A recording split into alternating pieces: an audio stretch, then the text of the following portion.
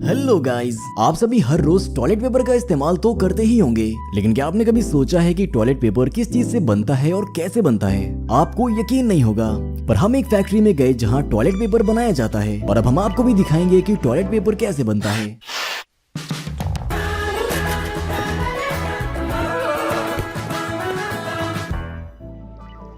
सब कुछ कचरे से शुरू होता है, वो कचरा जो आप सड़क पर फेंक देते हैं।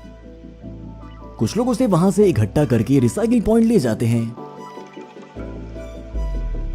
फिर एक बड़ी गाड़ी इन पेपर्स को इकट्ठा करके फैक्ट्री ले जाती है। वहां सबसे पहले उसका वजन किया जाता है।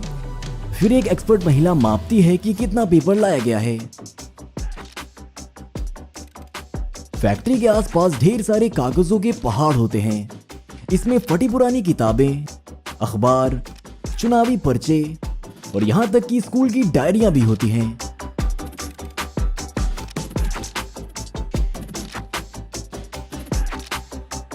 ये एक मॉडर्न कारखाना है जहां ऐसे तेज और छोटे ट्रैक्टर से कागज को गाड़ी से उतारा जाता है।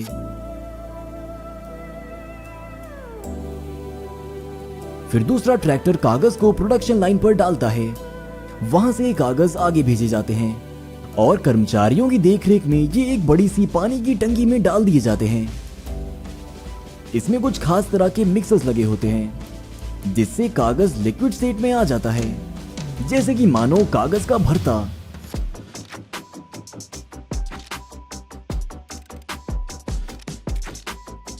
इसके बाद सबसे दिलचस्प चीज होती है, प्रेशर के साथ सब कुछ छोटे और लंबे स्लॉट के जरिए निचोड़ा जाता है, जिससे एक गीला पेपर टेप बनता है। ये सभी सफाई के कई स्टेजेस से गुजरते हैं ताकि सभी बेकार चीजों और पदार्थों से पूरी तरह से छुटकारा पाया जा सके, जिससे आखिर में साफ प्रोडक्ट मिल सके। और उसी वक्त कागज के ज्यादातर पानी को शायद किसी तरह के वैक्यूम से सोख लिया जाता है। सब कुछ इतनी तेजी से होता है, लेकिन फिर भी कागज किसी तरह से फटता नहीं है।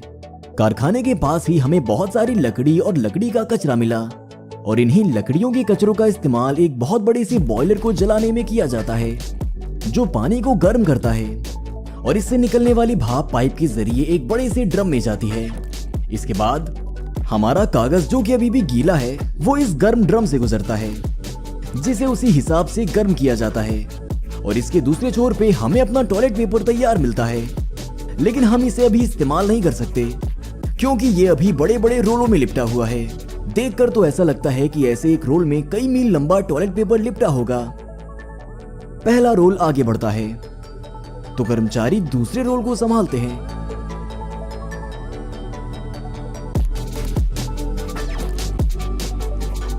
क्योंकि रोल भारी है और कर्मचारी इसे हाथ से नहीं ले जा सकते, इसलिए इसे एक क्रेन की मदद से एक प्लेटफॉर्म पर रखा जाता है और ये दो और कर्मचारियों के पास जाता है जो इसे सेलोफेन में पैक करती हैं। इसके बाद रोल को दूसरी वर्कशॉप में ले जाया जाता है जहां इन्हें मशीन से खोलकर पलटा जाता है और टॉयलेट पेपर के रोल की साइज की अलग अलग रील बनाई जाती है। इसी बीच एक दूसरी मशीन टॉयलेट पेपर के लेबल या रैपर को खोल देती है और उस पर गोंद लगा देती है। फिर रोल घूमता है और उस पर बड़े ही आराम से लेबल चिपक जाता है।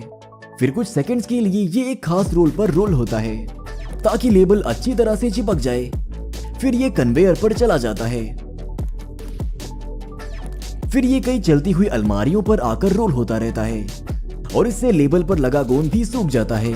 फिर ये रोल एक ट्रॉली पे इकट्ठा होते हैं और फिर इन्हें कटिंग मशीन में रखा जाता है, जिसमें कटिंग डिस्क की मदद से सभी रोल टुकड़ों में कटते जाते हैं और आखिरकार हमारा टॉयलेट पेपर तैयार हो जाता है, जो कि फिर पैकेजिंग के लिए जाता है और उसके बाद दुकानों पर भेजा जाता है। तो अब आप ये जान गए होंगे कि पेपर रिसाइकलिंग क्यों जरूरी है और आपकी पुरानी स्कूल डायरी को नए रूप में आपके पास वापस आने में कितना वक्त लगता है। अब ये फिर से आपके काम वैसे ही आ सकती है। कमेंट में हमें बताइए कि आप और किन चीजों में इंटरेस्ट रखते हैं और आप क्या चाहते हैं कि हम अगली बार किस कारखाने में जाएं।